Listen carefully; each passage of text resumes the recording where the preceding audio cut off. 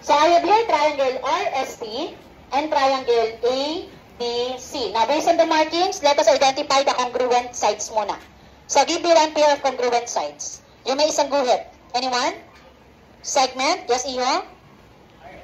Segment RS is congruent to what segment? AB. Very good. So, first we have segment RS is congruent to segment AB. Pwede po magkabaliktad yan. So, segment RS or SR is, what part is this? Side or angle? Side. Now, let's compare the second part, which is angle R. The measure is 80. How about angle A? Or what is larger? 80 or 50? Or what is the inequality symbol? Greater than or less than? Okay, anong kakainin? Si R o si A? Si R.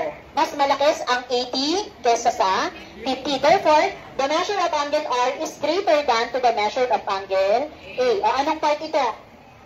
Angle. O next, yung congruent sides. Segment RT is congruent to segment AC. Based on the markings, they are congruent. What part is this? Side. Kaya SAS po yan. Side, angle, side. Now, let's compare the measure of the third side. How to compare the measure of the third side? Identify natin ano yung third side na tinutukoy. ST at BC. So, what is the opposite angle of segment ST? R, which is 80 degree. Tama? And the opposite of segment BC is angle A, 50 degree. Now, if angle R is greater than to the measure of angle A, we can say that segment ST is greater than to segment BC. That is the hinge theorem. O ang katapat ng malaking angle ay mahabang side. Parang ano lang siya anak, triangle inequality. Pero this time, two triangles ang ating pinag-uusapan. Okay, so compare the measure of segment HJ to the measure of segment KB. How to compare? Identify first the opposite angle. What is the opposite of segment HJ?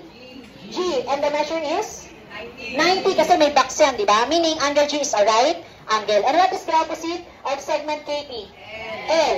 85 degree. Now, what is larger, 90 or 85?